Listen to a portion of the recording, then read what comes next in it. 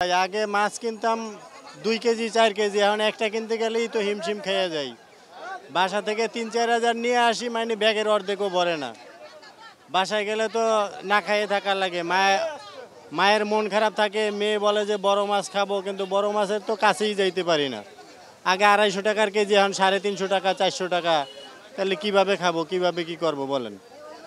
আমার কোনো ভাই মনোভাব নাই, যখন যে অবস্থা তখন তাই নিতে হবে, কিছু করার নেই আমাদের। এই জিনিসপত্র বাজারে দাম বাড়েও কিন্তু আমাদের কিছু বলার নাই, যেহেতু প্রশাসনিকভাবে যদি উদ্যোগ না নেয় আমি আপনার সারা বছর কিছু করে কিছু করতে পারবো না।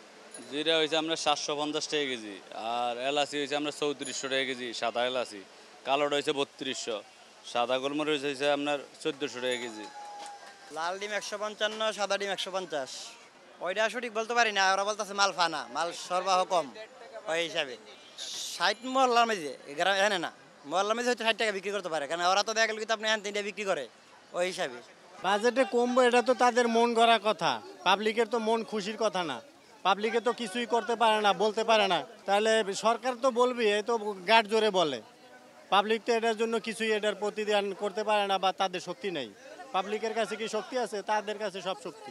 অভিযুক্ত জীবনবিধি থাকবে, আমাদের অভিযুক্ত আছে না, কিনতে আসলেই দাম বেশি, কিনতে আসলেই দাম বেশি। যে কোনো জিনিস, শুধু ডিম না, সব জিনিসেই দাম বেশি। না, এতটা অস্বাভাবিক হওয়া উচিত না।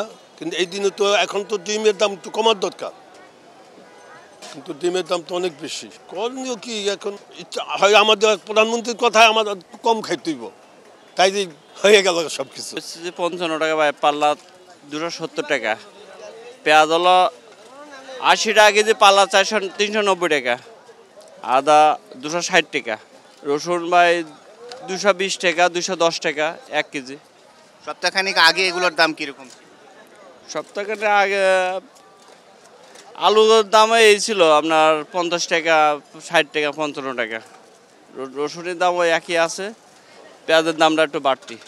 আদা, জি, আদা ছিল 220 টাকা, 260 টাকা। বাজেটের আসলে প্রভাব বেশি। কোনো পণ্যের দাম নতুন করে বাড়ে নাই বাজেটের পর, খালি এলাচির দামটাই বাড়ছে। এলাচি 3500 টাকা, এলাচি 4000 টাকা এখন। তারপরে অন্যান্য মশলার দাম তো এমনি বৃদ্ধি। তেল, চিনি, ডাল, চাউল এগুলোর দাম ঠিক আছে, বাজারের আগে যে দাম ছিল এখন ওই দাম আছে। তবে বাজারে বলছিল খাদ্যপণ্য, নিত্যপণ্য এগুলোর দাম কমবে, এখনও কমার কোনো আভাস আমরা পাই না। দেখা যাচ্ছে যদি কমে তাহলে এগুলো আমাদের জন্য স্বস্তি আসবে, কাস্টমারের জন্য স্বস্তি আসবে, এটা ভালো হবে আমাদের জন্য। ঈদ উপলক্ষে এই মশলার দামটা বাড়ছে, বাজারের কোনো প্রভাব এটা নাই, এটা তো হচ্ছে ঈদের প্রভাব। এই যেমন এলাচি 3500 টাকা, এলাচি 4000 টাকা, 1200-1300 টাকা লং, 1500 টাকা। দারচিনির কেজি 500 টাকা, গোলমরিচের কেজি আসছিল 800, এখন 1000 টাকা। জিরা ছিল 600 টাকা, এখন 700 টাকা। দাম বাড়ছে, সব মশলারই দাম বাড়ছে। কাজু বাদাম, কাঠবাদাম, কিশমিশ, আলু বুকরা, ওগুলোর দামও বেশি। ওগুলো রমজান ঈদের পরের থেকে দাম বাড়তেছে। এখন কোরবানি ঈদের বাকি আর 8 দিন আছে, 9 দিন আছে, এখন দাম আরও বাড়তেছে।